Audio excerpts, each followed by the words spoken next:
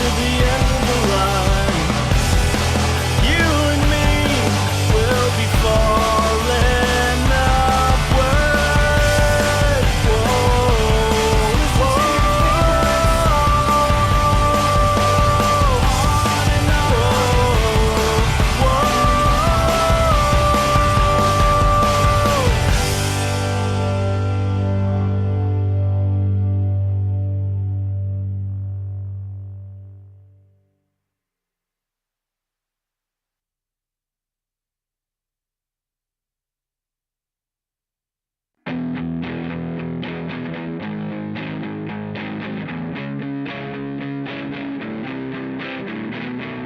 Oh, look, there she goes, sweet as honeydew.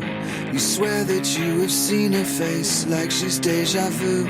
She's the image of the fruit you cannot taste, forbidden and out of reach from another place. You don't know her name or how she got to here. All you know is that you know she's from a higher tier. You're reaching for her now. She built to weigh you down and out. She's never coming down. There's never any doubt. She's up above. Oh, she's a beach. She's simply out of reach. She's up above. Oh, she's a beach. She's simply out of reach. She's up above. Oh, she's a beach. She's simply out of reach. She's up above. Oh, she's a beach. She's simply out of reach. Oh, look, there she goes, sweet as honey. Okay, Trisha, that's so exciting. No worries about bouncing early. That's a good reason.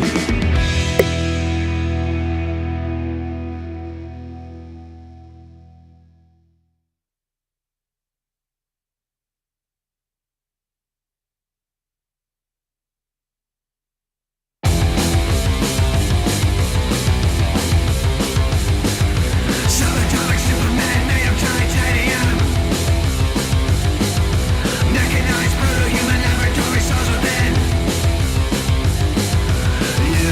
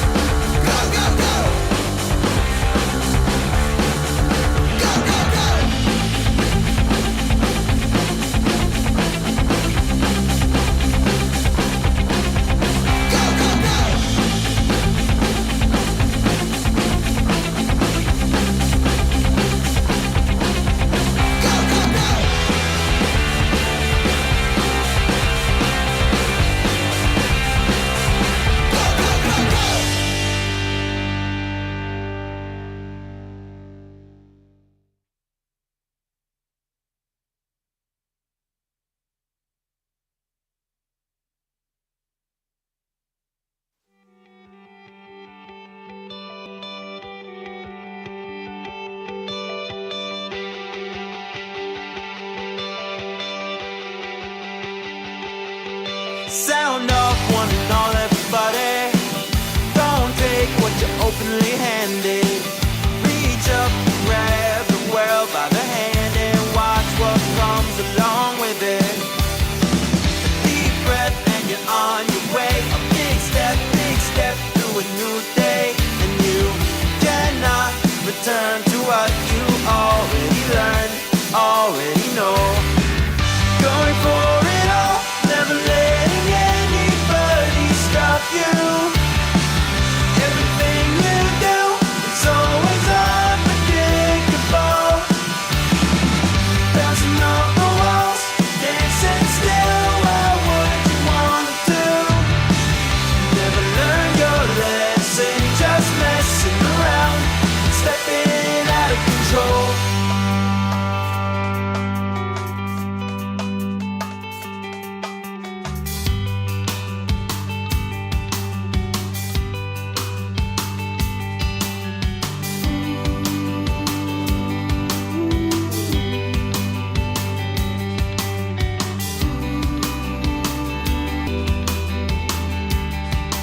How long will you sit there and listen to speeches that don't make a difference? Don't take no for an answer. Look out there for something better. A deep breath and you're on your way. A big step through a new day. And you cannot Hey, there we go. How's everyone doing? Having a good Sunday? I hope so.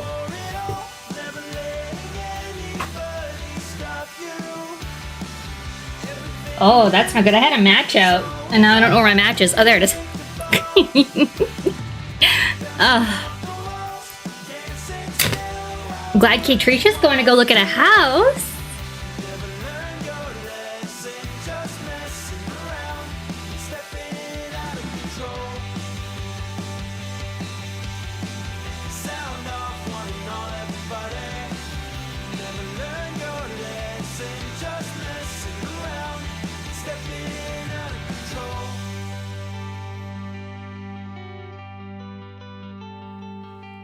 Thought I might be able to get that done in one match. Did not happen.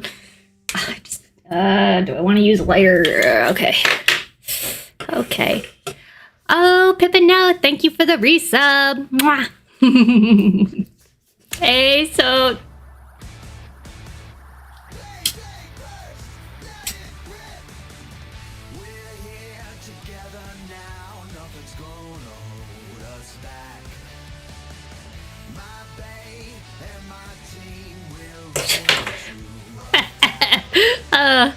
I'm only just now like starting to notice how bad all the lyrics on these fake songs are. Last night I started to notice. And like, I was like, my bae and my team were ready to attack. Yeah.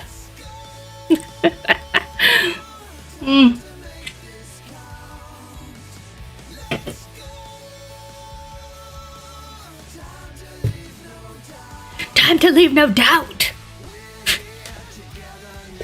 My goodness.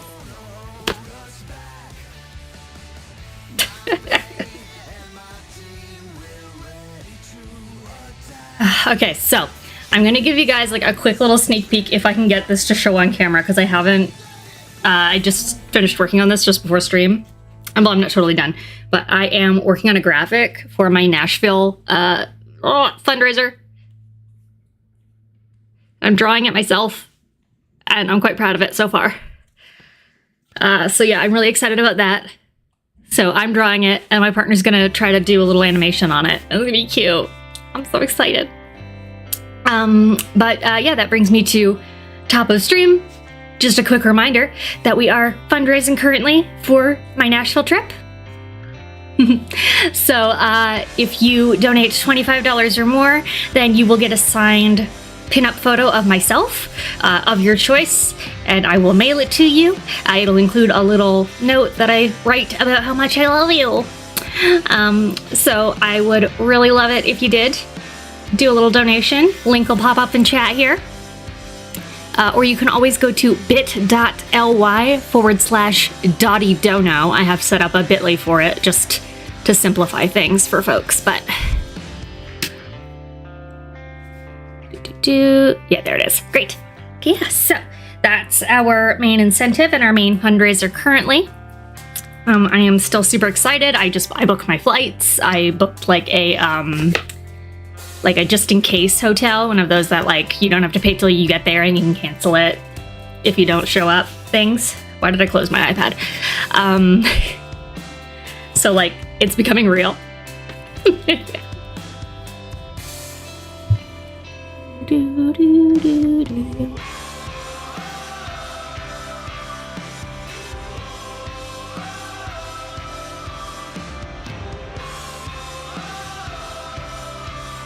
There we go. Okay, I was wondering why my volume wasn't adjusting. My ears were bleeding. Music was so loud. All right, guys.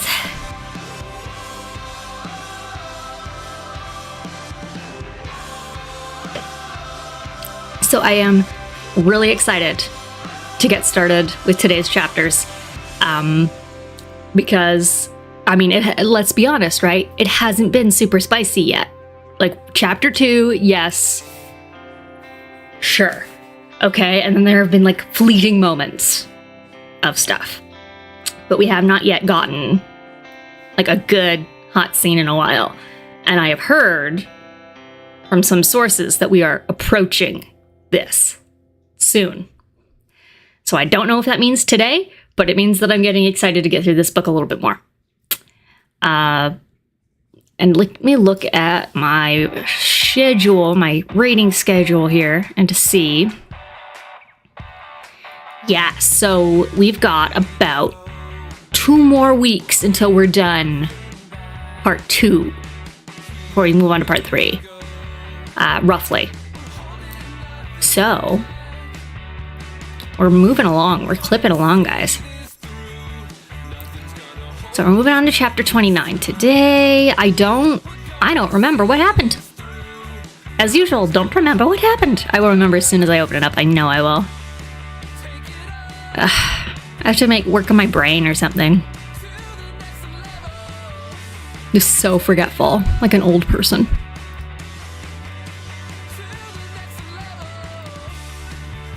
Oh, but I'm wearing one of my new shirts. I just got this.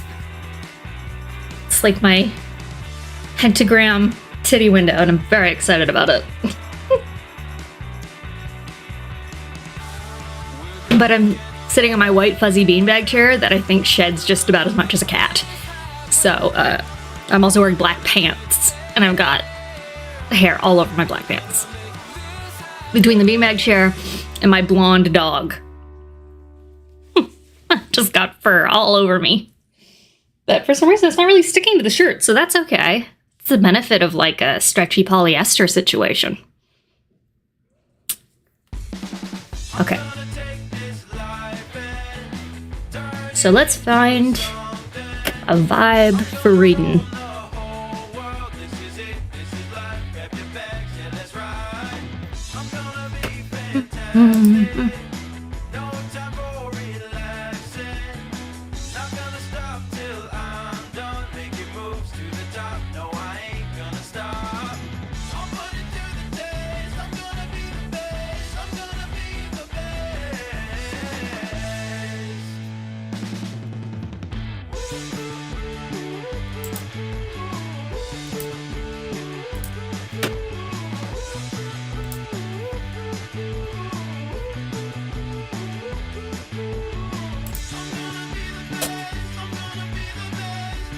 Well, I'm looking here.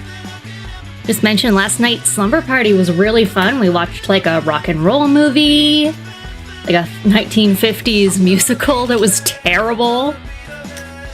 So definitely check out the VOD if you're interested. It was a lot of fun. I sang a lot.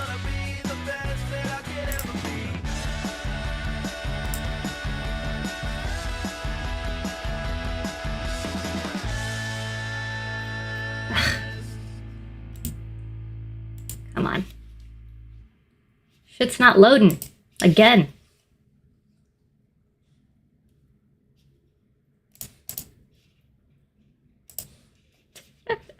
It's like, this page is slowing down your internet. And it's like, it's the only thing open on this whole computer. Like, I'm not even streaming from this. Aw, so hey Jadeg, how you doing? Yeah, we always miss you, Soat, when you're not there.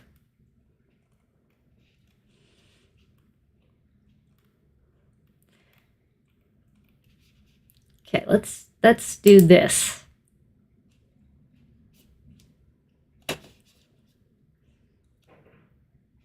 See if it plays. Is the music gonna play? Is it gonna play? I don't know.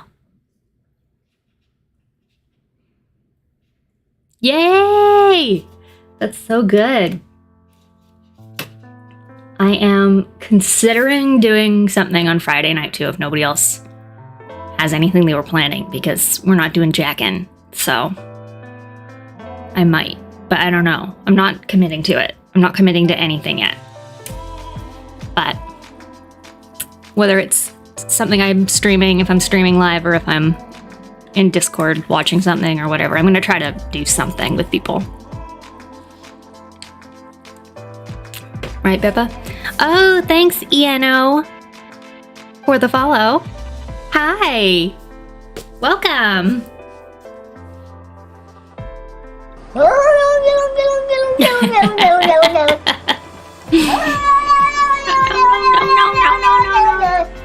Oh, you're turkey. Great. Yeah, like I might go on before stewing. Do you do stewing with the beans even when there isn't a Jack-In? Finally, somebody's using the sound alerts.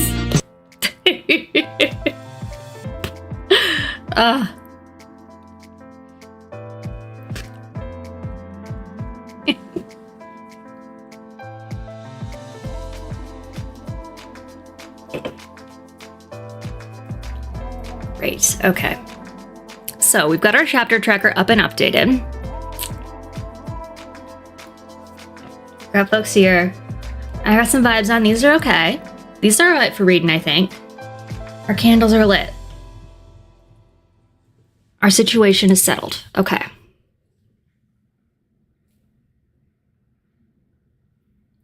It's night in Turkey. All right.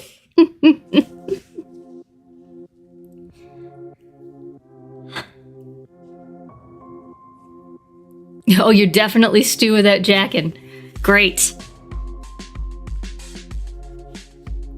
Yeah, so yeah, if I do something early, then yeah, maybe we'll come hang out after, and then I can raid you with far less people than Holden would be raiding you with.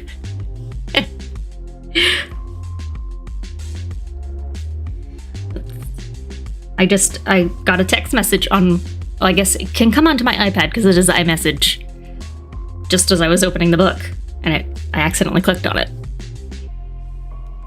That's okay, it's not important. It's not important. It's just my partner being like, how are you? Because he's at work. And I'm like, I'm good. I'm live on the internet right now. And you know that.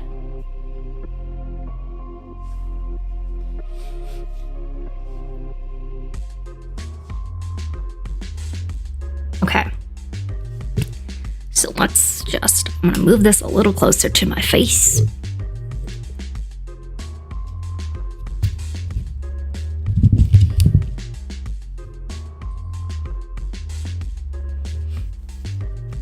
Oh, sorry, Mimi. She's down here. She's sleeping next to my leg. You can kind of see her little butt down here. I just poked her in the snoot.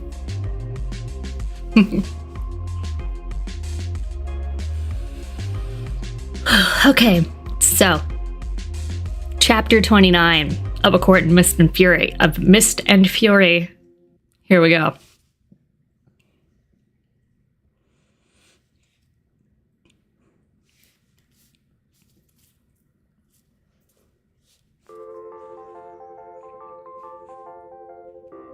Wait, I just understood what you were saying. I'm so sorry. I'm a dummy and don't always read.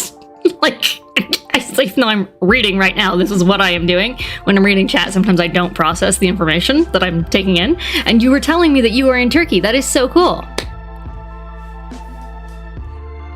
most of my viewers are either from Canada or the US, so it's really neat to have somebody from somewhere different. Welcome.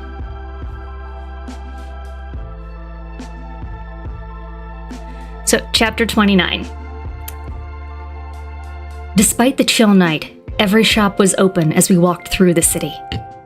Musicians played in the little squares, and the palace of thread and jewels was packed with shoppers and performers. High fae and lesser fairies alike. But we continued past, down to the river itself, the water so smooth that the stars and lights blended on its dark surface. Like a living ribbon of eternity. The 5 of them were unhurried as we strolled across one of the wide marble bridges spanning the Sidra, often moving forward or dropping back to chat with one another. From the ornate lanterns that lined either side of the bridge, Faylight cast golden shadows on the wings of the 3 males, gilding the talons at the apex of each. The conversation ranged from the people they knew, matches and teams for sports I'd never heard of. Ugh, sports ball, the men are talking about sports.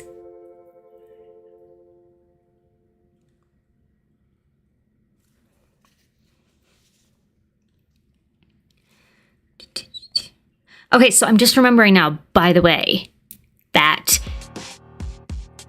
last time we left off, they were going, like, out on the town in what is it? It's called, like,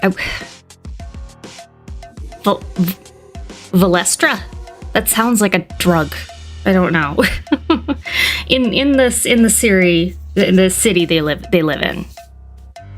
In the city they're at right now. So they're taking Feyre out on the town at night for the first time. Valaris. Thank you. Valestra probably is a drug. For sleeping, likely. Sleeping pill. So yeah, they're about to go out and all the boys are like, oh yeah, I love the sports. Love it.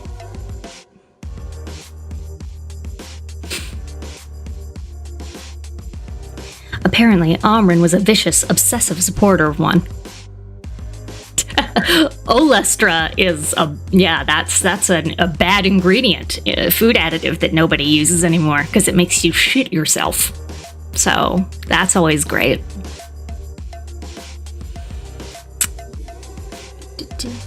New shops, music they'd heard of, clubs they favored. Not a mention of Highburn or the threats we faced.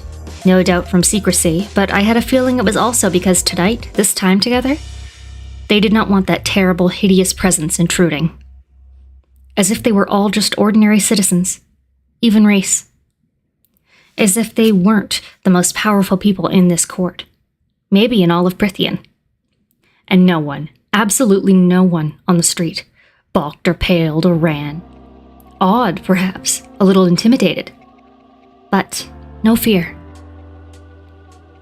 It was so unusual that I kept silent, merely observing them, their world.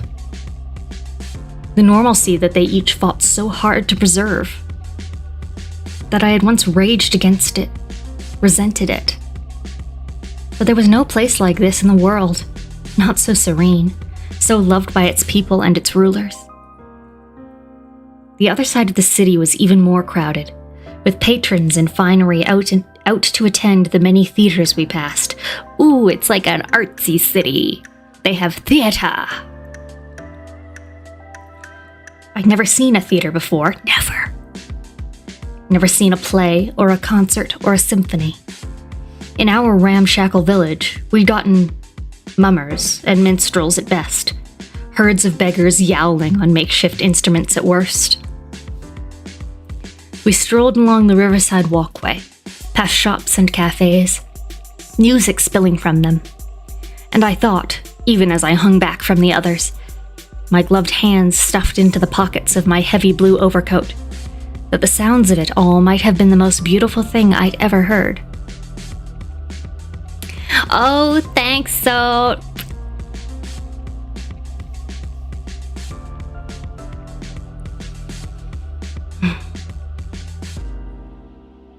The people and the river and the music, the clank of silverware on plates, The scrape of chairs being pulled out and pushed in. The shouts of vendors selling their wares as they ambled past. How much had I missed in these months of despair and numbness? But no longer. The lifeblood of Valaris thrummed through me, and in rare moments of quiet, I could have sworn I heard the clash of the sea clawing at the distant cliffs. Eventually, we entered a small restaurant beside the river. Built into the lower level of a 2-story building, the whole space bedecked in greens and golds, and barely big enough to fit all of us. Ooh, tiny little bar, it sounds cute. And 3 sets of Illyrian wings. But the owner knew them, and kissed them each on the cheek, even Rassand. Aw, what a welcoming bar owner. Well, except for Amran, whom the owner bowed to before she hustled back into her kitchen and bade us sit at the large table that was half in, half out of the open storefront. The starry night was crisp, the wind rustling, the potted palms placed with loving care along the riverside walkway railing. No doubt spelled to keep from dying in the winter, just as the warmth of the restaurant kept the chill from disturbing us or any of those dining in the open air at the river's edge. Then the food platters began pouring out, along with the wine and the conversation. And we dined under the stars beside the river. I'd never had such food, warm and rich and savory and spicy. Like it filled not only my stomach, but that lingering hole in my chest, too. The owner, a slim, dark-skinned female with lovely brown eyes, was standing behind my chair, chatting with Reese about the latest shipment of spices that had come to the palaces. The traders were saying the prices might rise, High Lord, especially if rumors about Highburn awakening are correct. Down the table, I felt the others' attention slide to us, even as they kept talking. Reese leaned back in his seat, swirling his goblet of wine. We'll find a way to keep the prices from skyrocketing.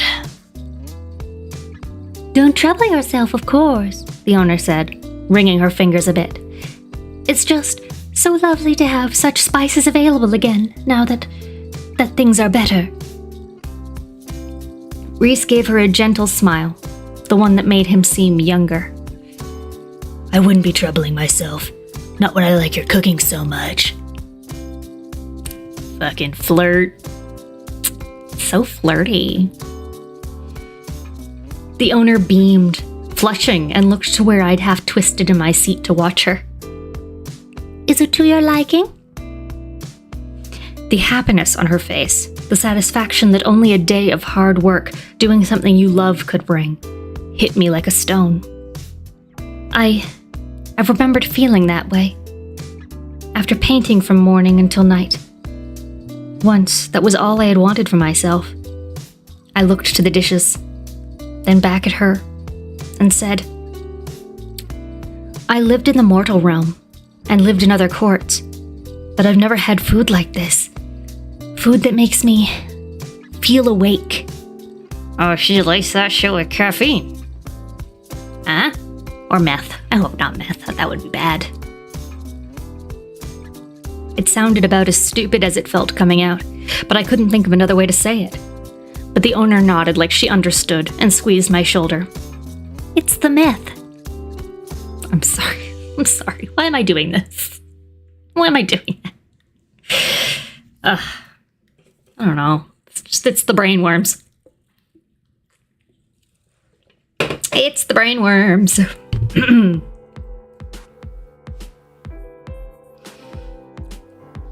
Then I'll bring you a special dessert, she said, and strode into her kitchen. I turned back to my plate, but found Rassand's eyes on me. His face was softer, more contemplative than I'd ever seen it, his mouth slightly open. I lifted my brows. What? He gave me a cocky grin and leaned in to hear the story Moore was telling about. I forgot what she was talking about, as the owner emerged with a metal goblet full of dark liquid and placed it before Amran. Reese's second hadn't touched her plate, but pushed the food around like she might actually be trying to be polite. Thank you, Jadeg. I'm glad you laughed. When she saw the goblet laid before her, she flicked her brows up. You didn't have to do that. The owner shrugged her slim shoulders. It's fresh and hot, and we needed the beast for tomorrow's roast anyway. I had a horrible feeling I knew what was inside. Amren swirled the goblet, the dark liquid lapping at the sides like wine, and sipped from it. You spiced it nicely. Blood gleamed on her teeth. The owner bowed. No one leaves my place hungry, she said before walking away. Indeed, I almost asked Moore to roll me out of the restaurant by the time we were done, and Reese had paid the tab, despite the owner's protest. My muscles were barking thanks to my earlier training in the mortal forest, and at some point during the meal, every part of me I'd used while tackling Reese into the snow had started to ache. Moore rubbed her stomach in lazy circles as we paused beside the river. I want to go dancing. I won't be able to fall asleep when I'm this full. Rita's is right up the street. You're telling me that you just ate like a huge meal and you're not sleepy? You're the opposite? When I eat a giant meal, I just want to go take a nap. Okay. Something different. Something different here. I don't know.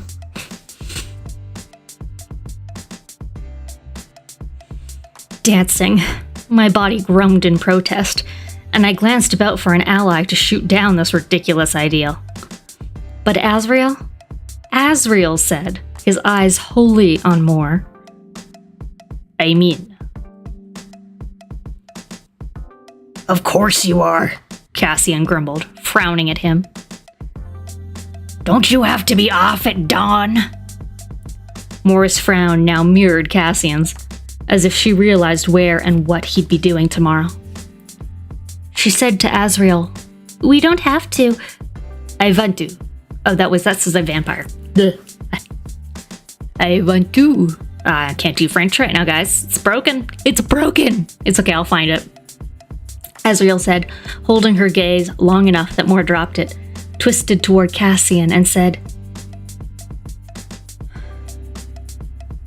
One second, Azrael said, holding her gaze long enough that Moore dropped it, twisted toward Cassian and said, will you deign to join us, or do you have plans to ogle your muscles in the mirror? Cassian snorted, looping his elbow through hers and leading her up the street. I'll go for the drinks, you ass. No dancing. He called him an ass.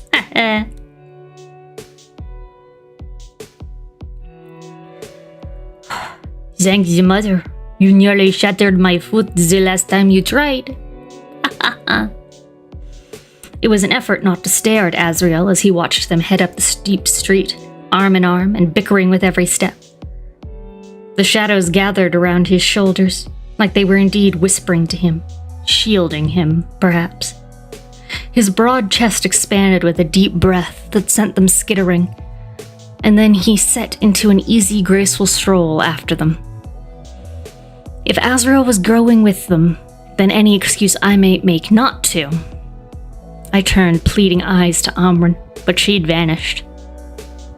She's getting more blood in the back to take home with her, Reese said in my ear, and I nearly jumped out of my skin.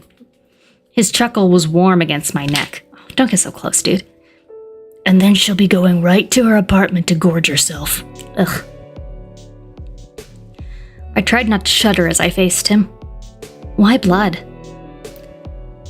It doesn't seem polite to ask. I frowned up at him.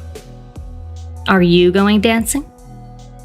He peered over my shoulder at his friends, who had almost scaled the steep street, some people pausing to greet them. I'd rather walk home, Reese said at last. It's been a long day. Moore turned back at the top of the hill, her purple clothes floating around her in a winter wind, and raised a dark gold brow. Reese shook his head, and she waved, followed by short waves from Azrael and Cassian, who dropped back to talk with his brother in arms. Reese gestured forward. Shall we? Or are you too cold? Consuming blood with Amran in the back of the restaurant sounded more appealing, but I shook my head and fell into step beside him as we walked along the river toward the bridge. I drank in the city as greedily as Amran had gobbled down the spiced blood. Why do we keep talking about this? Either, discuss the why, or shut up. And I almost stumbled as I spied the glimmer of color across the water. The rainbow of Valaris glowed like a fistful of jewels, as if the paint they used on their houses came alive in the moonlight. This is my favorite view in the city, Reese said, stopping at the metal railing along the river walkway and gazing toward the artist's quarter. It was my sister's favorite too. My father used to have to drag her kicking and screaming out of Valaris. She loved it so much. I fumbled for the right response to the quiet sorrow in those words, but like a useless fool, I merely asked, Then why are both your houses on the other side of the river? I leaned against the railing, watching the reflections of the rainbow wobble on the river surface like bright fishes struggling in the current. Because I wanted a quiet street, so I could visit this clamor whenever I wished, and then have a home to retreat to. You could have just reordered the city. Why the hell would I change one thing about this place? Isn't that what High Lords do? My breath clouded in front of me in the brisk night. Whatever they please. He studied my face. There are a great many things that I wish to do, and don't get to. I hadn't realized how close we were standing. So when you buy jewelry for Amran, is it to keep yourself in her good graces, or because you're together? Ooh, we're asking the big questions. Reese barked a laugh. When I was young and stupid, I once invited her to my bed. She laughed herself hoarse. The jewelry is just because I enjoy buying it for a friend who works hard for me and has my back when I need it. Staying in her good graces is an added bonus. None of it surprised me. And you didn't marry anyone. So many questions tonight. I stared at him until he sighed. I've had lovers, but I never felt tempted to invite one of them to share a life with me. And I honestly think that if I'd asked, they all would have said no. I would have thought they'd be fighting each other to win your hand. Like Ayante. Marrying me means a life with a target on your back. And if there were offspring, then a life knowing they'd be hunted from the moment they were conceived. Everyone knows what happened to my family, and my people know that beyond our borders, we are hated.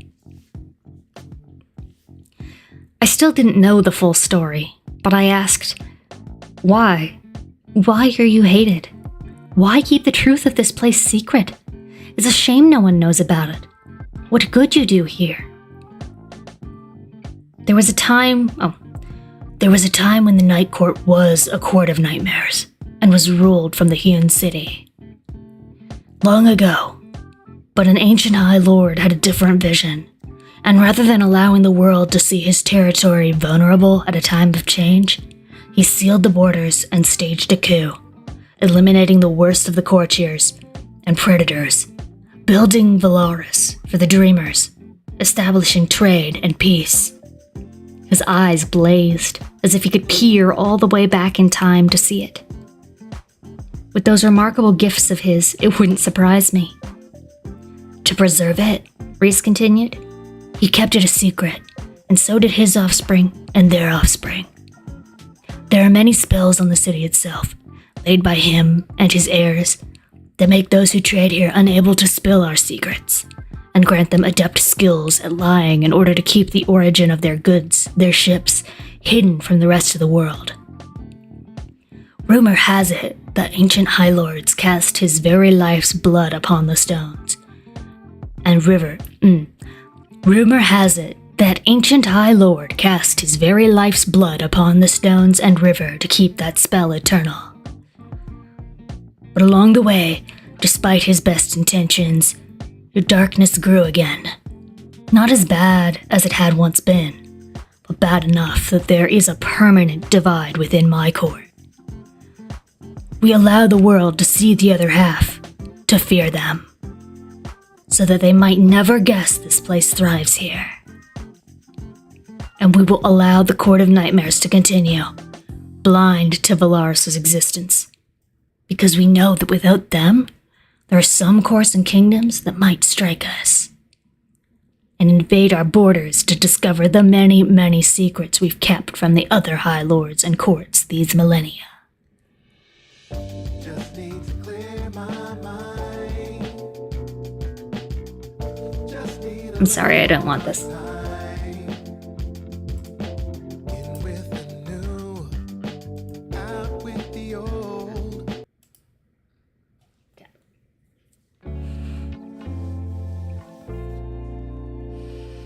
So truly none of the others know? In the other courts? I hate songs with lyrics when I'm reading. I get distracted. Okay.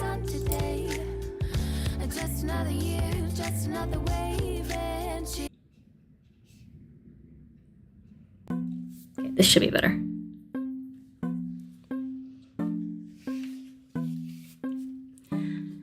Not a soul. You will not find in a single map. Oh, you're bored? Sorry, Anno.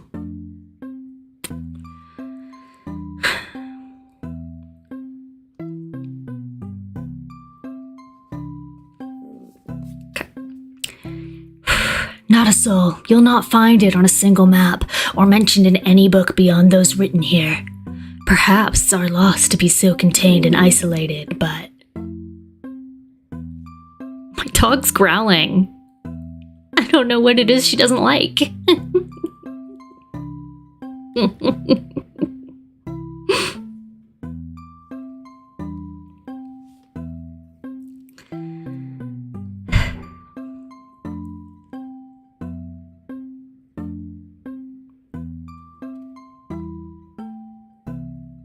Okay, where was I? Oh my god. Okay.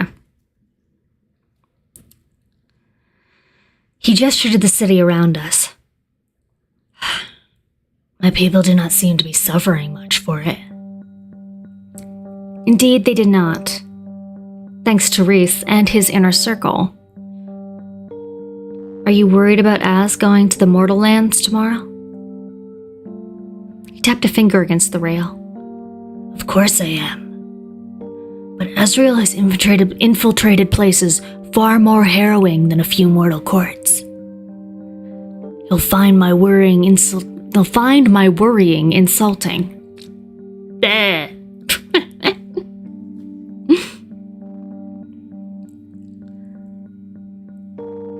Does he mind what he does? Not the spying, I mean. What he did to the Ator today. Reese loosed a breath. It's hard to tell with him, and he'd never tell me. I've witnessed Cassian rip apart opponents, and then puke his guts up once the carnage stopped. Sometimes even mourn them. But Azrael? Cassian tries. I try. But I think the only person who ever gets him to admit to any sort of feeling is Moore. And that's only when she's pestered him to the point where even his infinite patience has run out. I smiled a bit. But he and Moore, they never... That's between them and Cassian. Oh. I'm not stupid or arrogant enough to get in the middle of it. Which I would certainly be if I shoved my nose in their business. So what he's telling us is that there's a love triangle between the three of those guys. Which would be a very uncomfortable one. And also potentially kind of hot.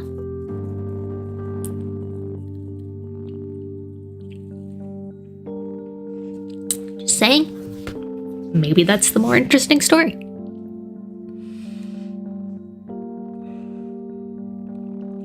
We walked in silence across the packed bridge to the other side of the river. My muscles quivered at the steep hills between us and the townhouse. I was about to beg Reese to fly me home when I caught the strands of music pouring from a group of performers outside a restaurant. My hands slackened at my sides, a reduced version of the symphony I'd heard in a chill dungeon when I had been so lost in terror and despair that I had hallucinated as this music poured into my cell and kept me from shattering. Right, Jade Hank? I watched the tape. Yep.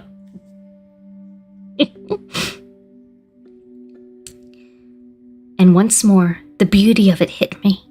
The layering and swaying, the joy and peace. So, this is the same song or the same band that she heard when she thought she was hallucinating music, or was hallucinating music when she had that sort of like vision situation under the mountain, when she was like, and then I'll die and float into the sky.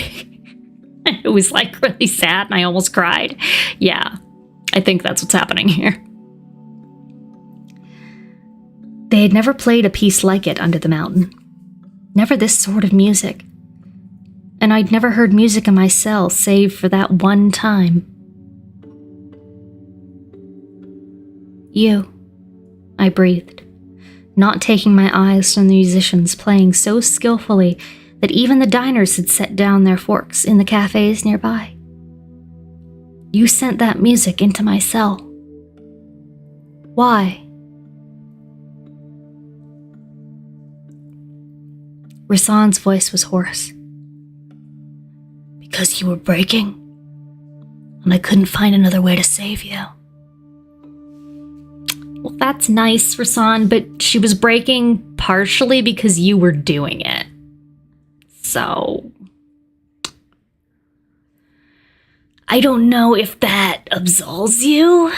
It's like punching someone in the face and then handing them an ice pack. Like, I don't know.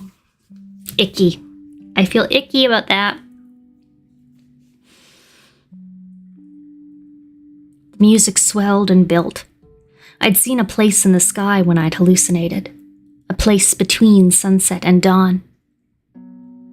Oh, hi, Jeff. Thanks for the follow.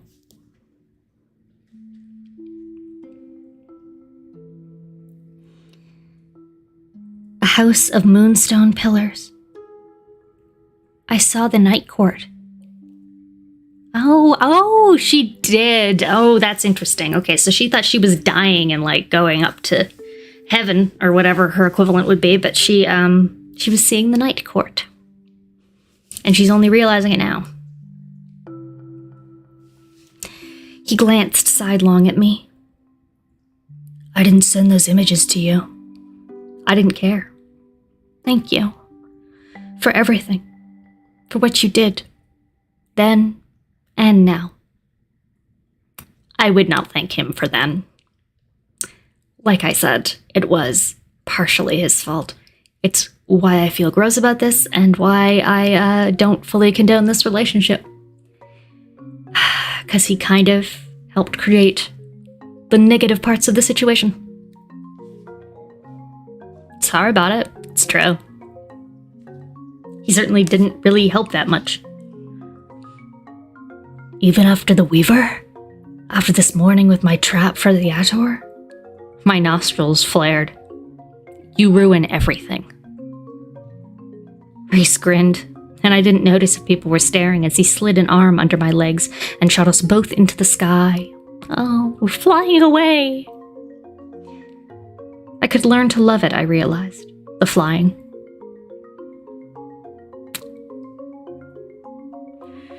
Okay, resetting brain. Back to a place of potential forgiveness.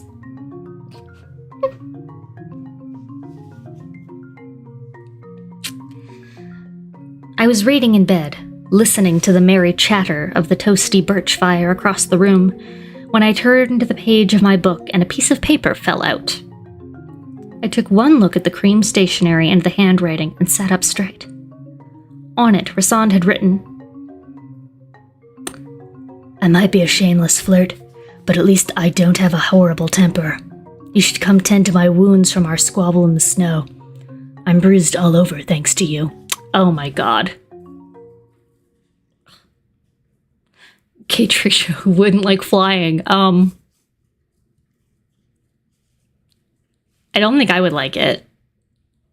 Like, I like a plane because I'm fully contained within something, but I don't know, just flying like fully exposed to the air like that, I think I would be really scared.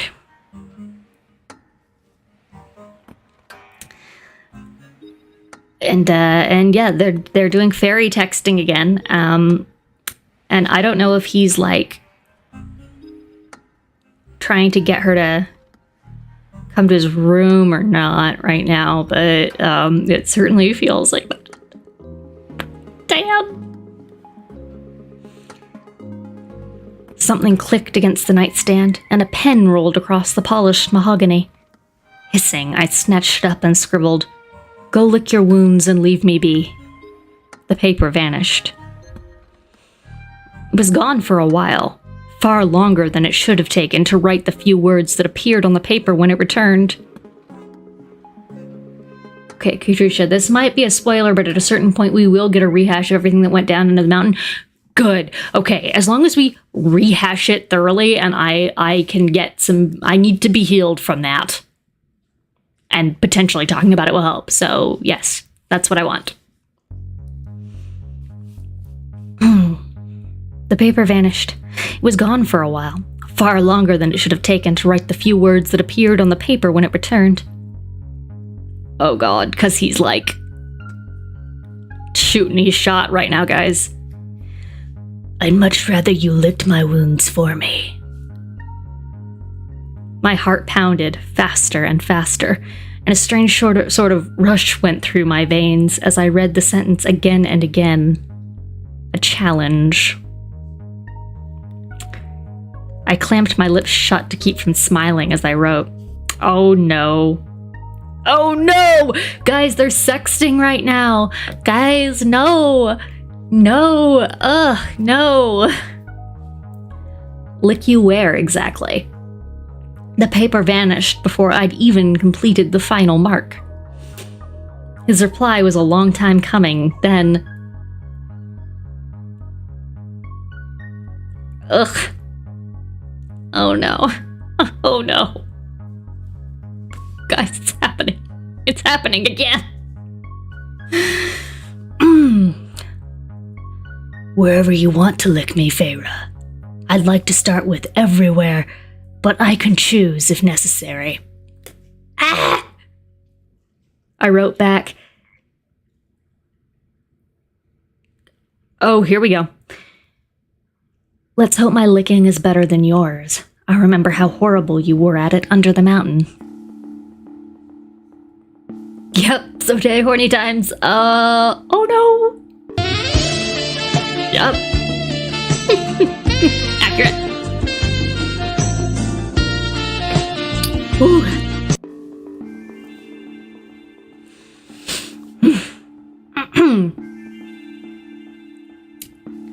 Lie. He licked away my tears when I'd been a moment away from shattering. Did he? I forgot about that. Why do people always do... Why did they do that in these books? Licking up the tears and shit. It's fucking weird. Ugh. He'd done it to keep me distracted. Keep me angry. Because anger was better than feeling nothing. Because anger and hatred were the long-lasting fuel in the endless dark of my despair. Oh, that was... Could you say anything more fucking goth or emo than that? Oh my god. Because the anger was better than feeling nothing. Because anger and hatred were the long-lasting fuel in the endless dark of my despair. Oh. The same way that music had kept me from breaking. Oh, that's also a very emo thing to say. Music is my life. I mean, have you heard MCR? Ugh.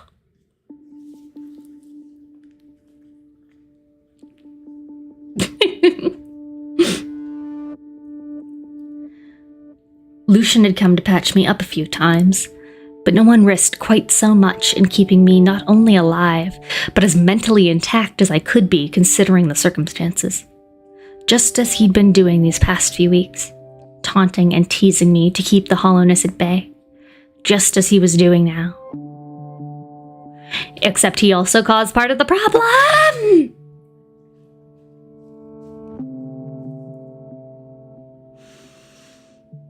I was under duress, his next note read. If you want, I'd be more than happy to prove you wrong. I've been told I'm very, very good at licking. Ew, can we pick a different thing to do? Right now, I don't like this. Whew. I clenched my knees together, and wrote back, "Good night." A heartbeat later, his note said, "Oh no. Try not to moan too loudly when you dream about me. I need my beauty rest." Ugh! Disgusting. I got up, chucked the letter in the burbling fire, and gave it a vulgar gesture. Once again, these vulgar gestures are not specific at all, so you can imagine whatever you want. Vague, vulgar gestures. I could have sworn laughter rumbled down the hall. I didn't dream about race. I dreamed about the Ator. Oh no. I don't want to fuck that thing. I mean, I'm a monster fucker, but not like that. Its claws on me, gripping me as I was punched. I dreamed about it hissing laughter and its foul stench. But I slept through the night and did not wake once. Sounds like that sucks. Doesn't sound good. But she didn't wake up in the middle of the night, and that's always a bonus, I suppose. So that was chapter 29, y'all.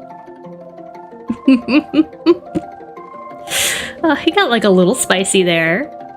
It got slightly uncomfortable. That's always what we want, right? Me losing my mind.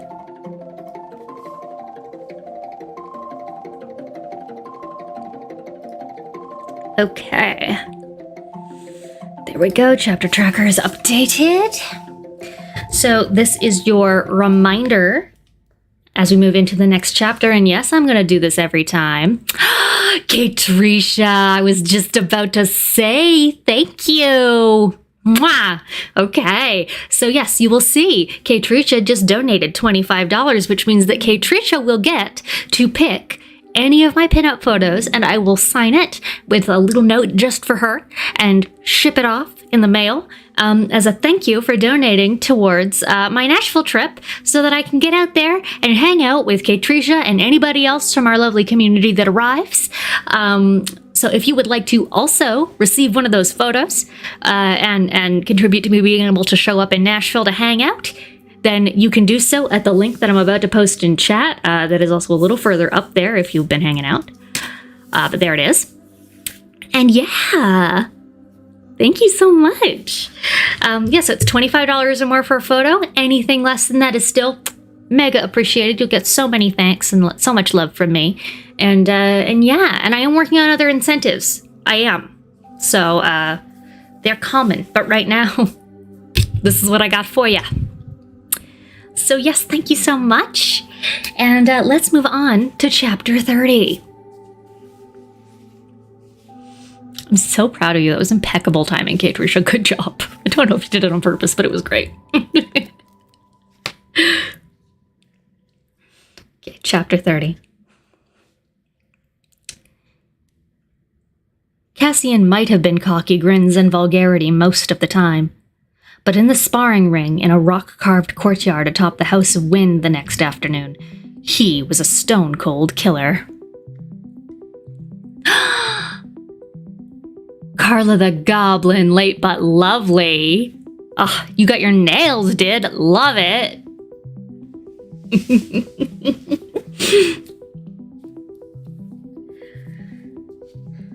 Oh, by the way, I did my nails too. I'll get them closer to the camera, see if maybe you can see them. They're black and they're kind of sparkly, but you can't really tell. And they've got like little stars on them, so they match my whole thing.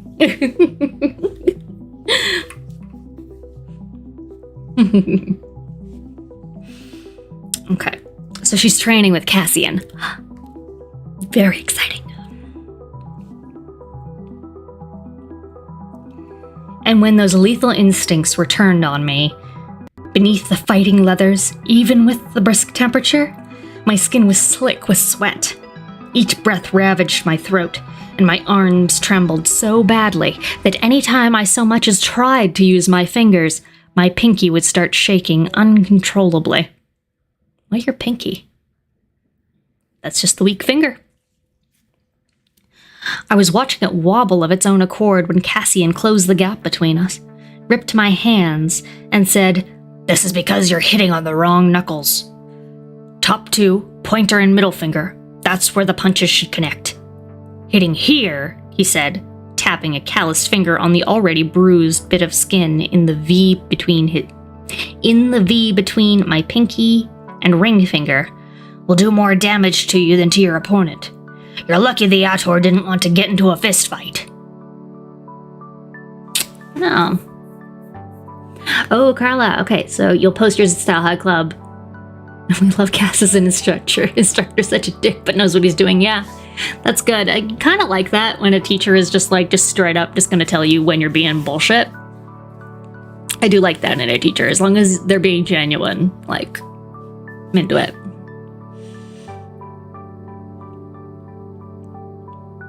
Okay.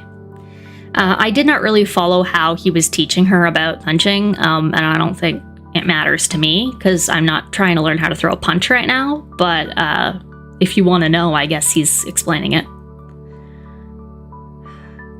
We've been going at it for an hour now, walking through the basic steps of hand-to-hand combat.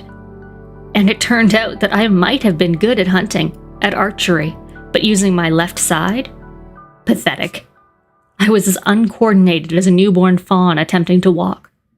Punching and stepping with the left side of my body at once had been nearly impossible, and I'd stumbled into Cassian more often than I'd hit him. The right punches, those were easy. "Get a drink," he said. "Then we're working on your core.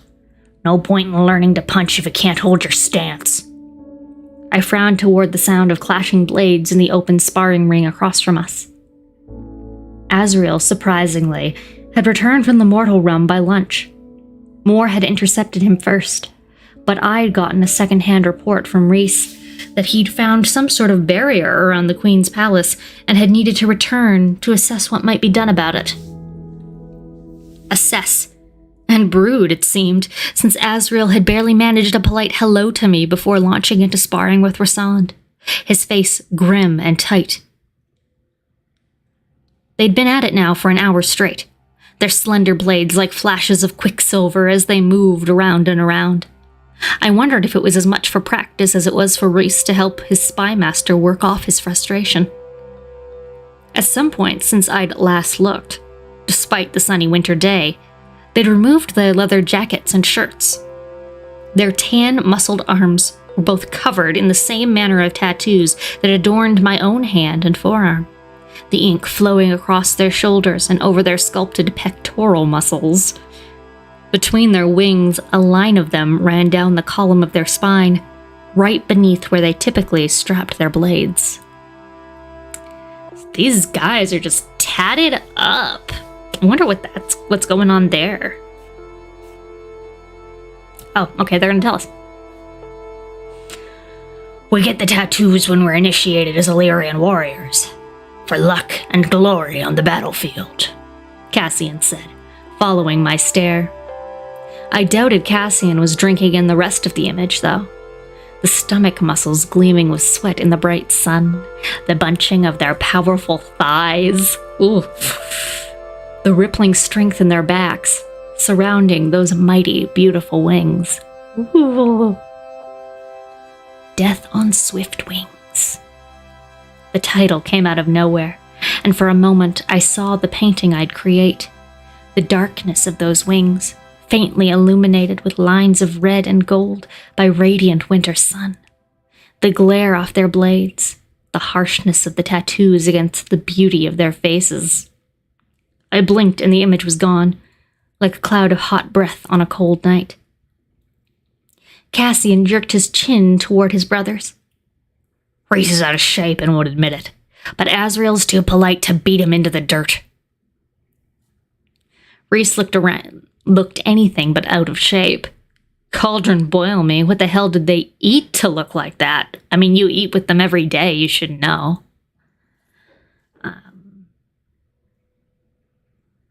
Music stopped. I don't know why. Let's just hit the button. Here we go.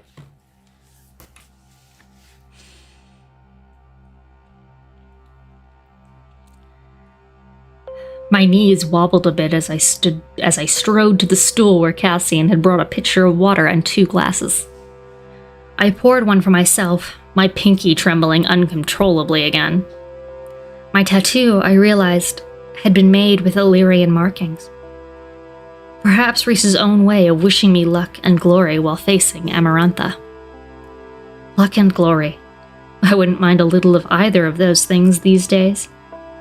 Cassian filled a glass for himself and clinked it against mine, so at odds from the brutal taskmaster who, moments ago, had me walking through punches, hitting his sparring pads, and trying not to crumple on the ground to beg for death. So at odds from the male who had gone head-to-head with my sister, unable to resist matching himself against Nesta's spirit of steel and flame. Bye, Katricia. I hope the house is your dream home. Bye.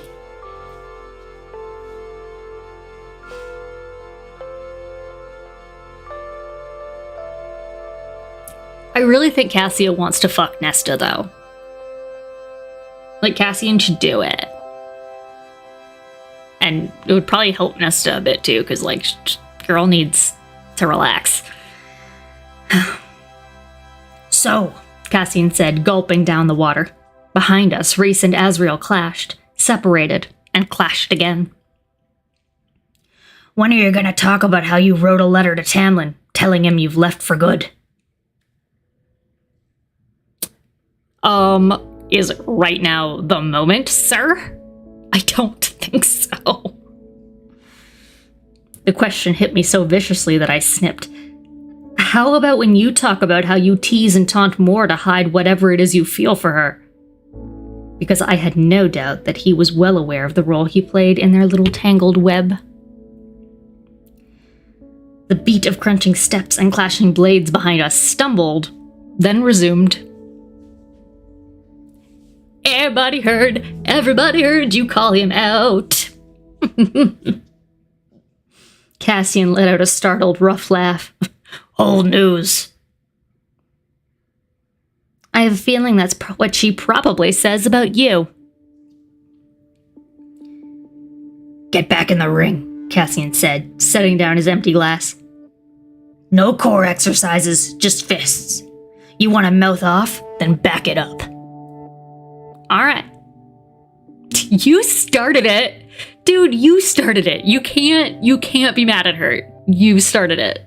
Like, what the fuck? The question he'd asked swarmed in my skull. You've left for good. You've left for good. You've left for good. I'd meant it, but without knowing what he thought, if he'd even care that much. No, I knew he'd care. He'd probably trashed the manor in his rage. If my mere mention of him suffocating me had caused him to destroy his study, then this... I had been frightened by those fits of pure rage, cowed by them. And it had been love. I had loved him so deeply, so greatly, but... Reese told you, I said. Cassian had the wisdom to look a bit nervous at the expression on my face. He informed Azrael, who is monitoring things and needs to know. Az told me.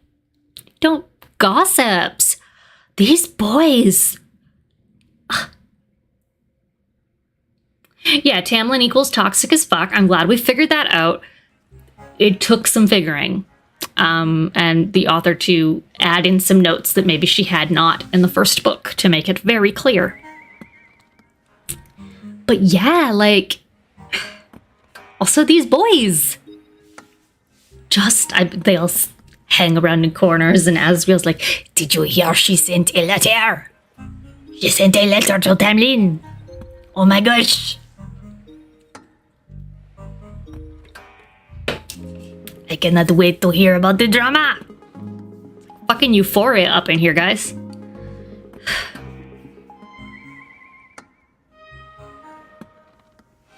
I assume it was while you were out drinking and dancing. I drained the last of my water and walked back into the ring. Hey, Cassian said, catching my arm.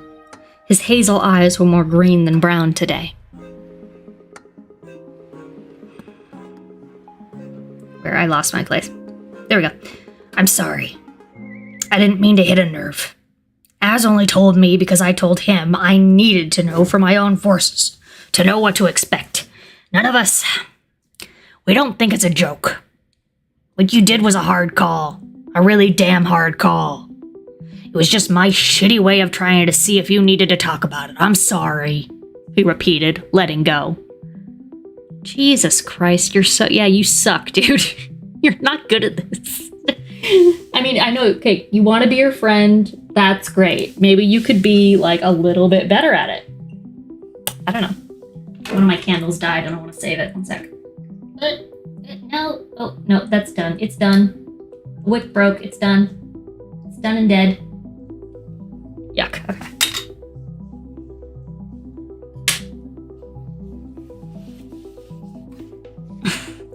Good guy gas.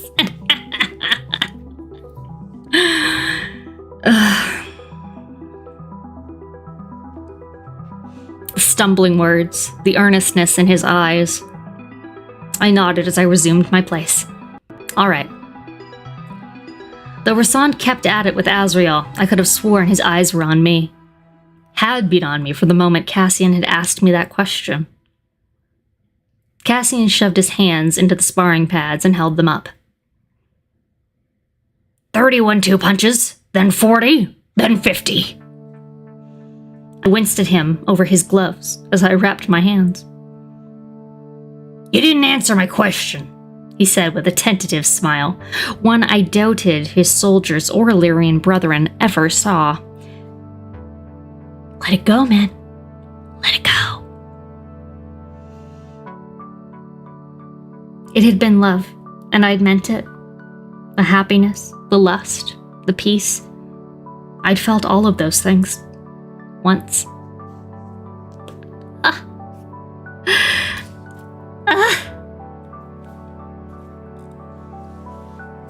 When love dies, it's so sad.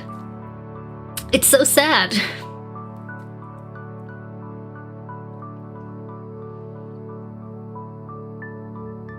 I'm genuinely upset at that sentence. I don't know why. That one just, it was like, oh.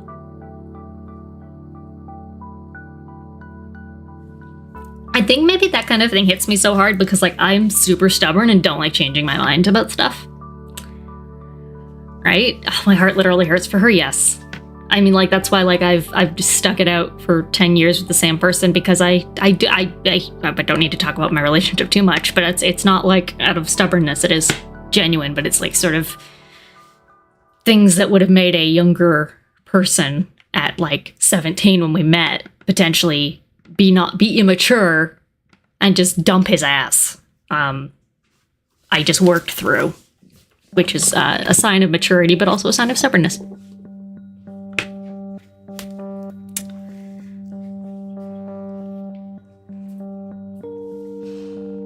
I positioned my legs at 12 and 5 and lifted my hands up toward my face. But maybe those things had blinded me too. Maybe they'd been a blanket over my eyes about the temper, the need for control, the need to protect that ran so deep he'd locked me up like a prisoner. I'm fine, I said, stepping and jabbing with my left side. Fluid, smooth like silk, as if my immortal body at last aligned. My fist slammed into Cassian's sparring pad, snatching back as fast as a snake's bite.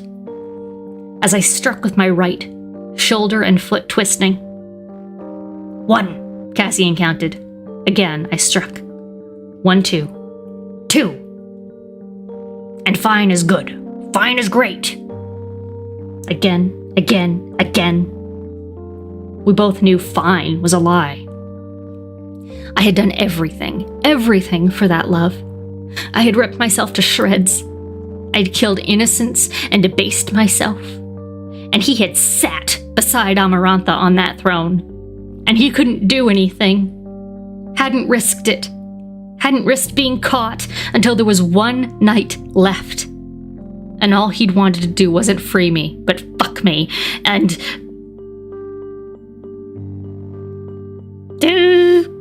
she's getting mad. She should get mad. Again, again, again. 1, 2, 1, 2, 1, 2. And when Amarantha had broken me, when she had snapped my bones and made my blood boil in its veins, he just knelt and begged her. He hadn't tried to kill her, hadn't crawled for me. Yes, he'd fought for me, but I'd fought harder for him. Again, again, again. Each pound of my fists on the sparring pads a question and an answer. And he had the nerve, once his powers were back, to shove me into a cage. The nerve to say I was no longer useful. I was to be cloistered for his peace of mind. He'd given me everything I needed to become myself, to feel safe. And when he got what he wanted, when he got his power back, his lands back, he stopped trying. He was still good, still Tamlin. But he was just... wrong. I'm glad she realized that about the one time they were alone. Yeah. I agree. That is a very good realization to have. Yeah, fuck Tamlin. Totally agree, fuck Tamlin. Like, no. That doesn't make Rasan the right choice, though. Saying that, though. He's got to explain something. Rasan, you got some explaining to do.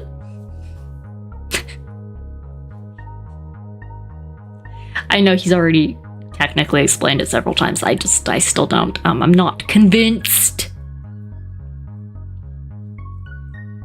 Higher standards than that. Yeah, 2 lefts don't make a right, but fuck if I'm going left again. Yeah.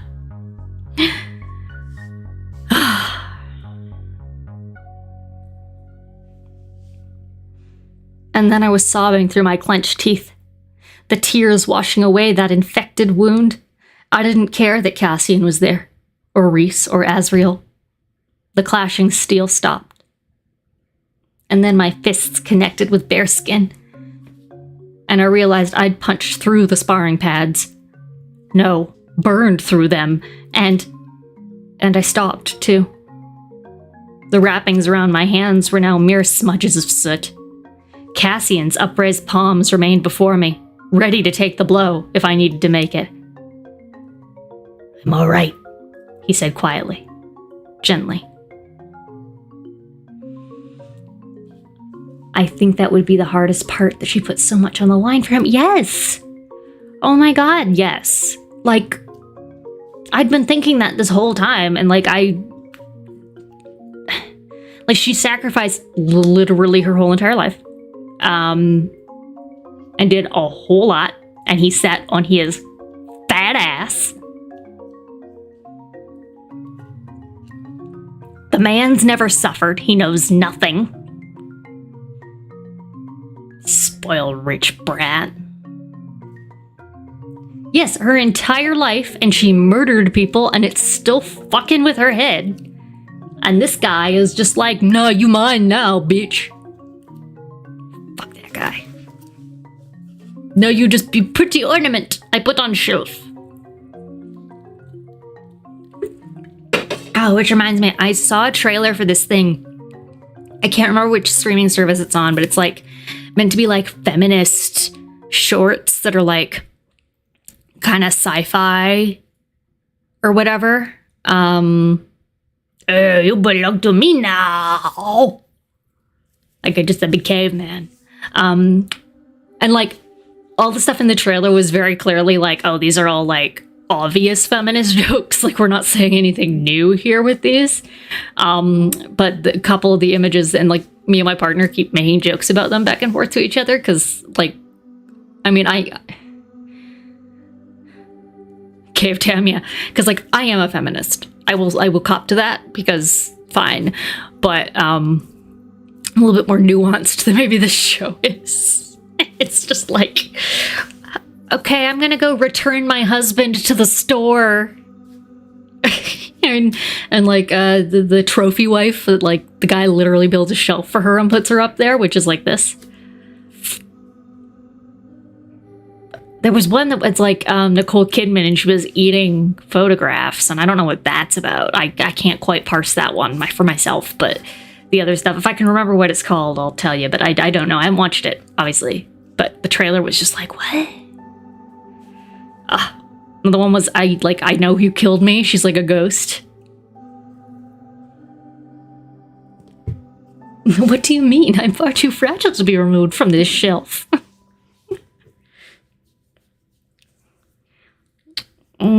Mimi's down here and she's just getting so comfy. She's just gently grumbling while she adjusts herself. I'm glad she's falling asleep and she's being comfy. This is good. Hey, Mimi, this is good. It's a good sleep.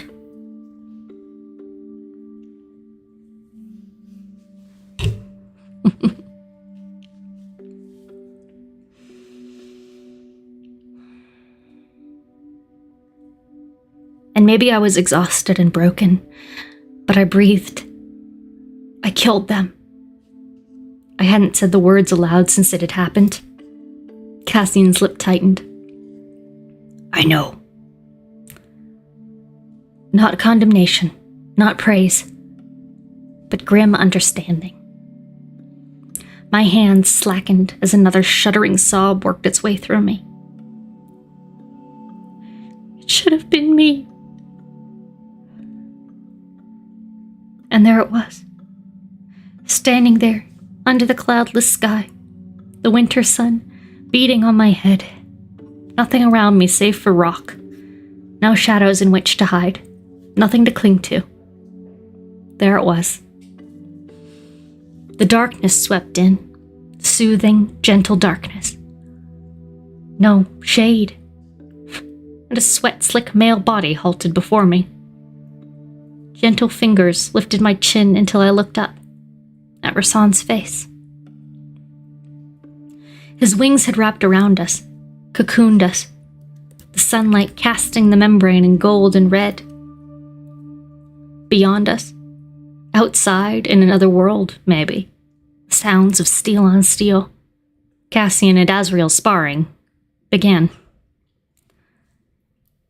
You will feel that way every day for the rest of your life, Rasan said. This close, I could smell the sweat on him, the sea and citrus scent beneath it. Ew, so he stinks? His eyes were soft. I tried to look away, but he held my chin firm. And I know this because I have felt that way every day since my mother and sister were slaughtered, and I had to bury them myself. And even retribution didn't fix it. He wiped away the tears on one cheek, then another. You can either let it wreck you, let it get you killed like it nearly did with the Weaver, or you can learn to live with it. Good guy, Reese.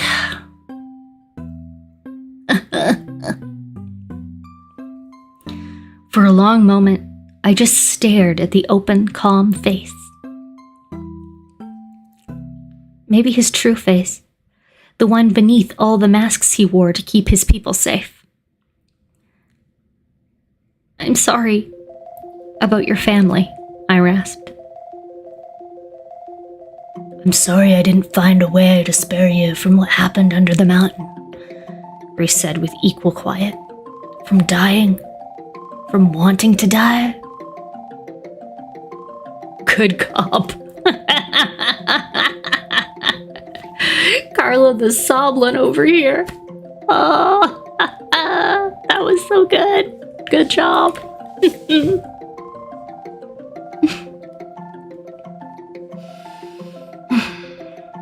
I began to shake my head, but he said, I have two kinds of nightmares. The ones where I'm again Amarantha's whore, or my friends are. Other ones... the ones where I am again Amarantha's whore, or my friends are. And the ones where I hear your neck snap, and I see the light leave your eyes.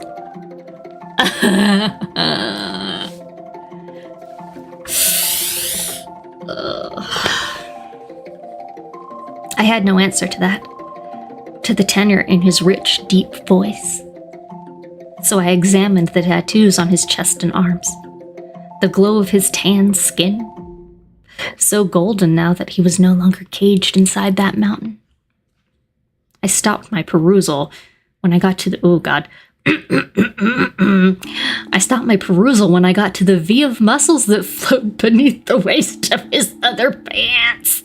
Ah! Leather pants! Leather pants!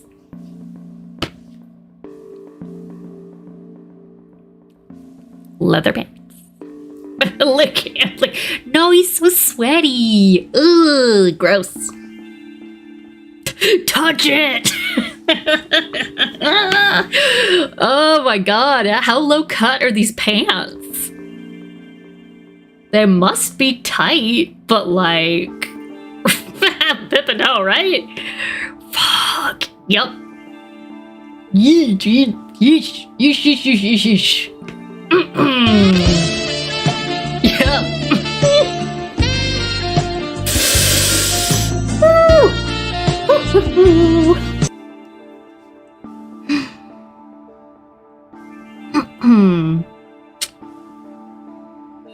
Instead, I flexed my hand in front of me, my skin warm from the heat that had burned through those pads. Ah, he said, wings sweeping back as he folded them gracefully behind him. That. I squinted at the flood of sunlight. Autumn court, right? He took my hand, examining it, the skin already bruised from sparring. Right. A gift from its high lord, Baron. What could possibly cause more sexual tension than sweaty abs and low-cut leather pants? Yeah, I mean, they're gonna bone. Like, we know it's happening, right? So we just gotta figure out when is the right time. And I still, like, she can fuck him? Sure. Should she choose to, like, be with him, like, in a relationship? I still am not convinced that that's the right call.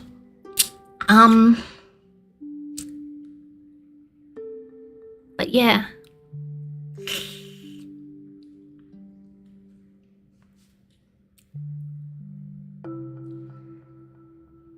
Lucian's father. Lucian. I wondered what he made of all this. If he missed me. If Ianthe continued to prey on him. I do wonder about Lucian a lot, because I like him. Lucian's the best one. Let him scoop me up and fuck me in the clouds. Fuck me in the clouds.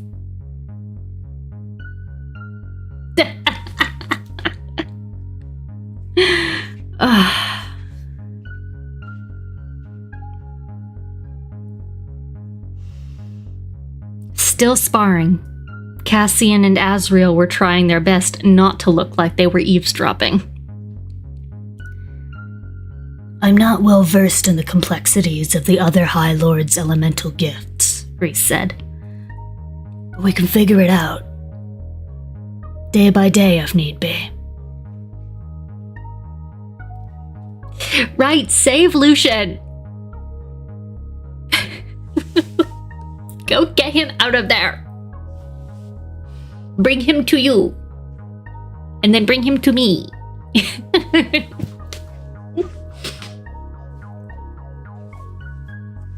I'm a fake ginger, but we can be gingers together.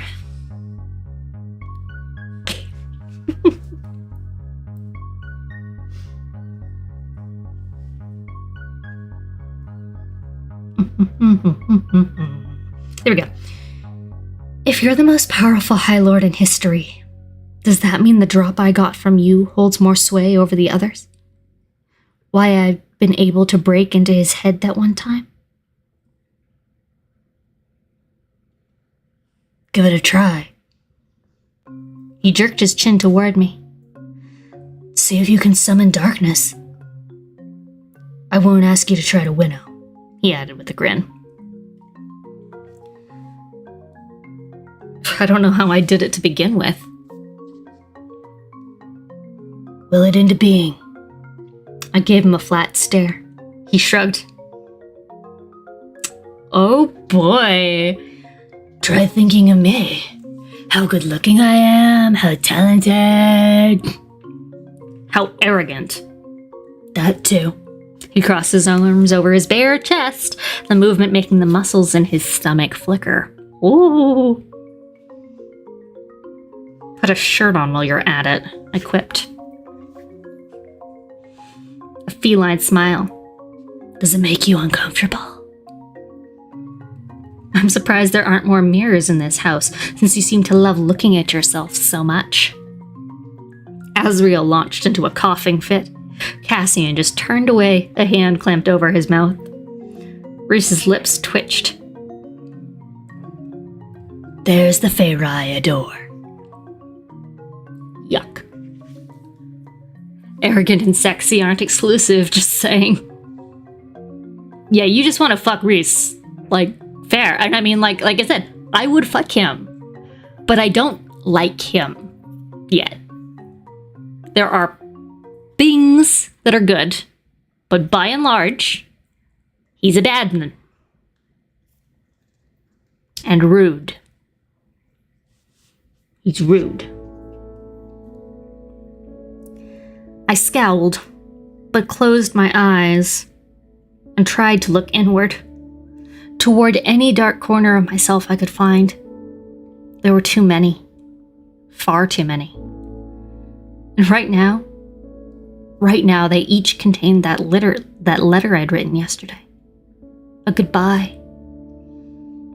For my own sanity. My own safety. There are different kinds of darkness, Brace said. I kept my eyes shut. There is the darkness that frightens, the darkness that soothes, the darkness that is restful. I pictured each. There is the darkness of lovers, and the darkness of assassins. It becomes what the bearer wishes it to be, needs it to be. It is not wholly bad or good. I only saw the darkness of that dungeon cell. The darkness of the Bone Carver's lair. Bone Carver. I miss the Bone Carver. I liked him. Cassian swore, but Asriel murmured a soft challenge that had their blades striking again. Open your eyes. I did, and found darkness all around me. Not from me, but from Reese. As if the sparring ring had been wiped away, as if the world had yet to begin. Quiet, soft, peaceful. Lights began twinkling. Little stars, blooming irises of blue and purple and white. I reached out a hand toward one, and starlight danced on my fingertips. Far away, in another world perhaps, Asriel and Cassian sparred in the dark, no doubt using it as a training exercise. I shifted the star between my fingers, like a coin on the hand of a magician. Here, in the shooting, sparkling dark, a steady breath filled my lungs. if this was real life, you would say Feyre needs some time off from relationships to work on herself, but since it's a book, you want, yeah. Yes, Feyre needs to date herself and also get a hobby, but it's a book, so this is fine. I have to keep reminding myself that this is a book, and we can just let it be a book. Okay. I couldn't remember the last time I'd done such a thing. Breathed easily. Then the darkness splintered and vanished, swifter than smoke on a wind. I found myself blinking back the blinding sun, arms still out. Rasan still before me. Still without a shirt. But it's a book, so the hobby is fucking. Yeah, that's cool. That's fine. We can do that. He said, "We can work on it later. For now," he sniffed, "go take a bath." I gave him a particularly vulgar gesture.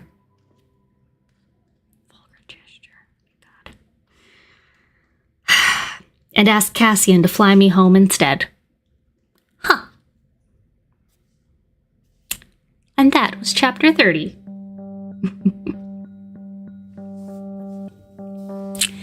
Oh my goodness. Like, things are getting spicier. Go clean yourself up. You're disgusting. Oh. Both of them need to take a bath. Maybe together. But hey. Whatever.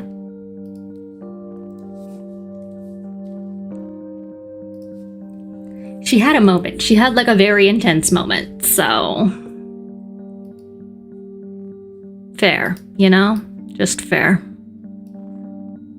Gotta have your moments. Now go take a bath. Save the water, bathe together.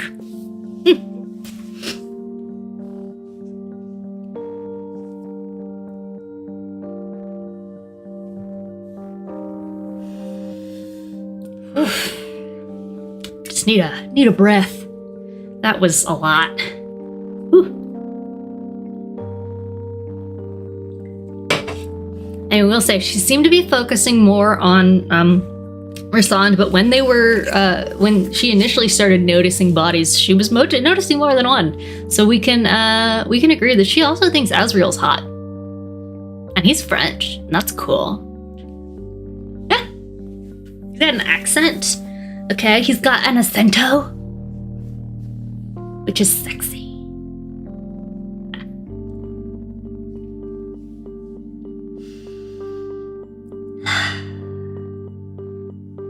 Be blind from staring at their bodies all day.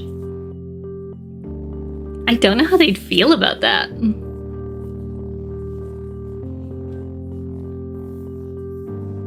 I would hope that they would like it, but I don't know. I'm getting sweaty, guys. Like, I'm getting like...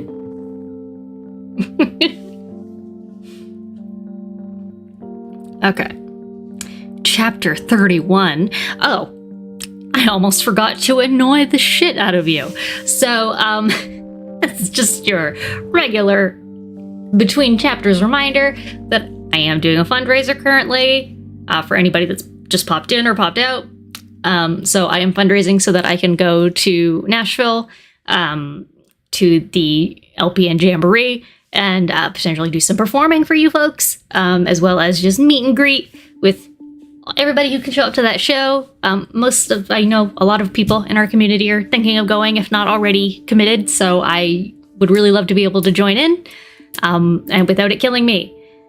So, we are going to chapter 32, I believe. So 2 more chapters we're reading. Let me just double check that. Oh no, it says 33 in my notes. So we will see. 33 is where it says in my notes, but we'll see how long things actually take.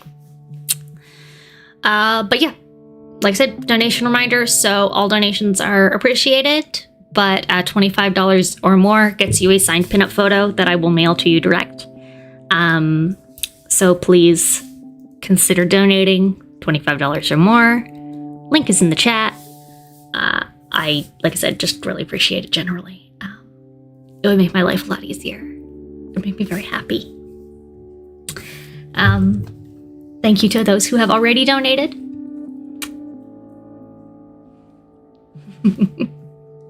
Oh, you're gonna get stuff ready. Oh, right, because I forgot. Yes, no. Sote streams after my stream on Sundays. I forgot what day of the week it was. So yes, afterwards, Sot will be raiding you as long as things line up, and that'll be great.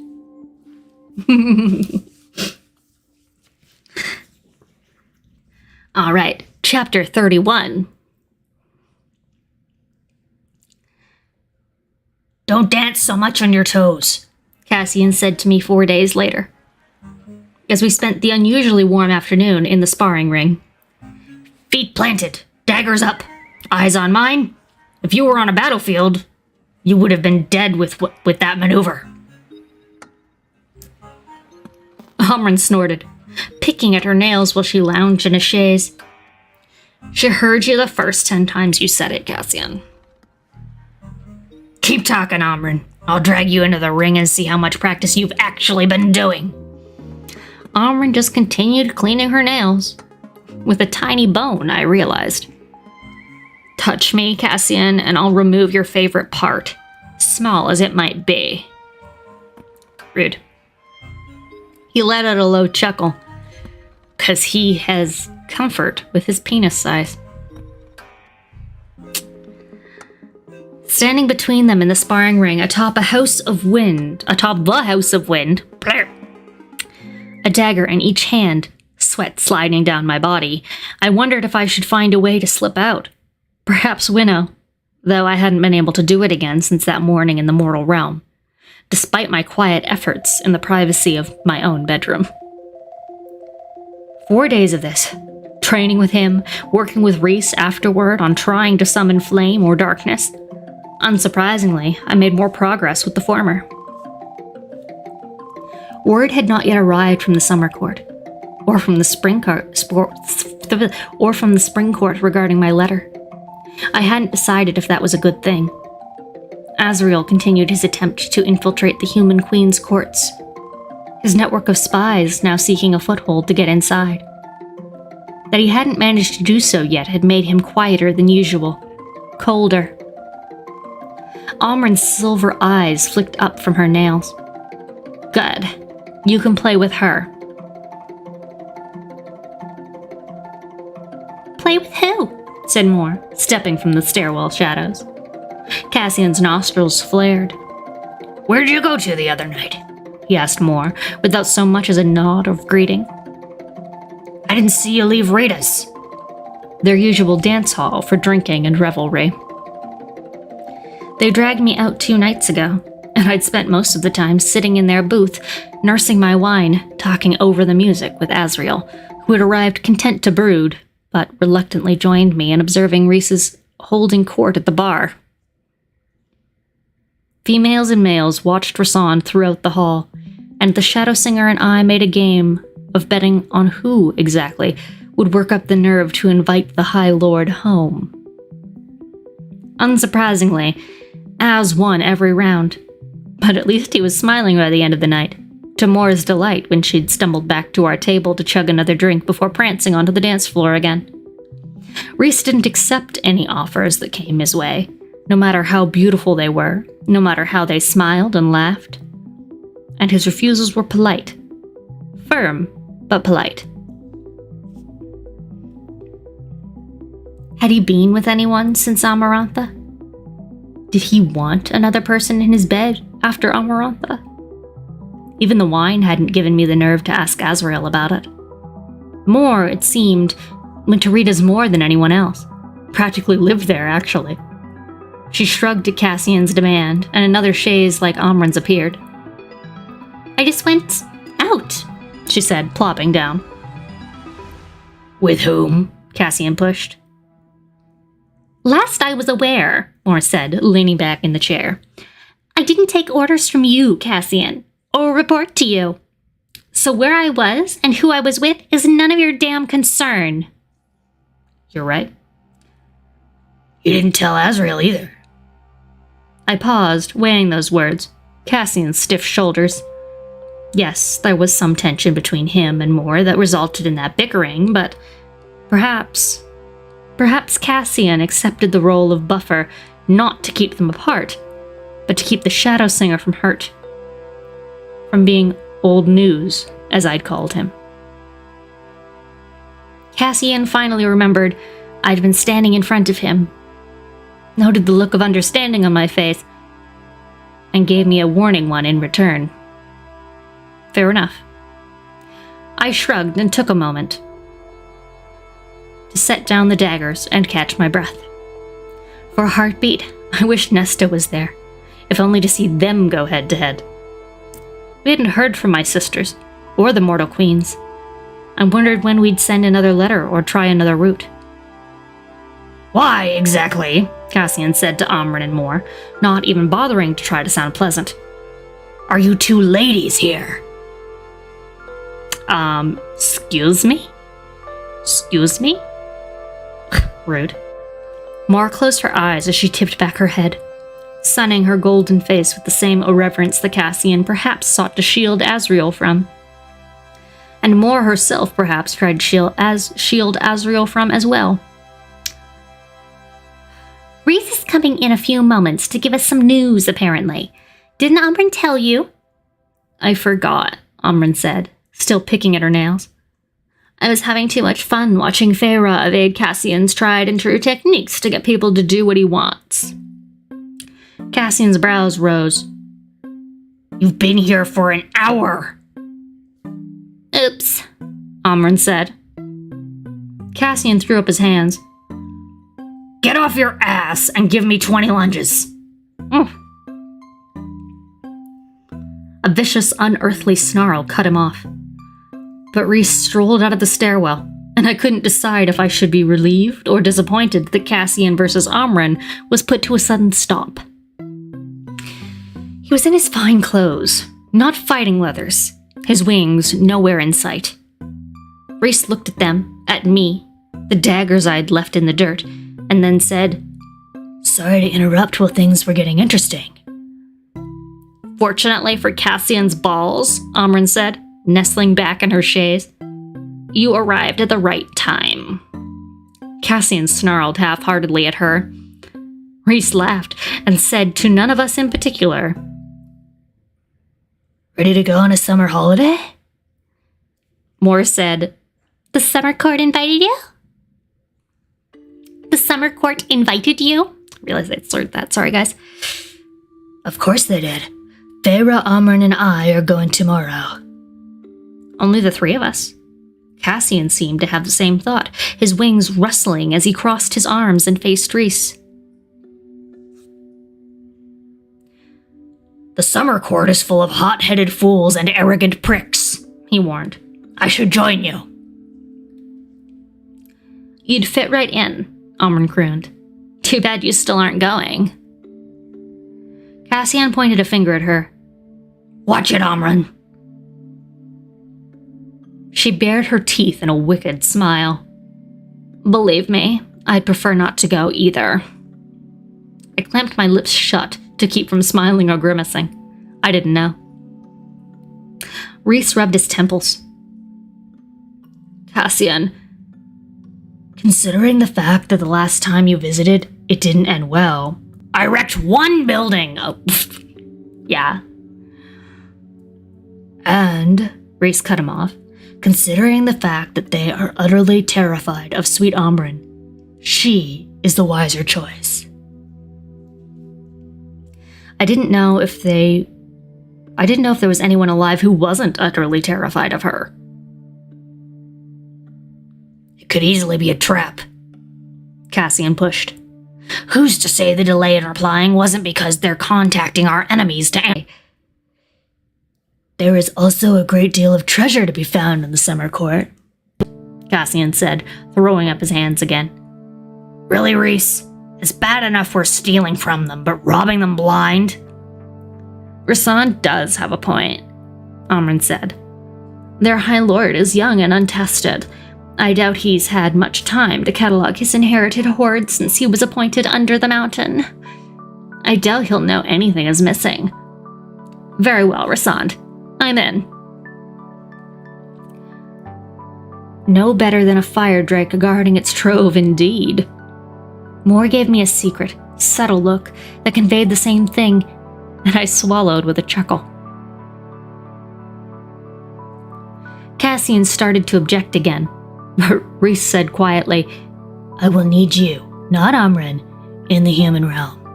The Summer Court has banned you for eternity, and though your presence would be a good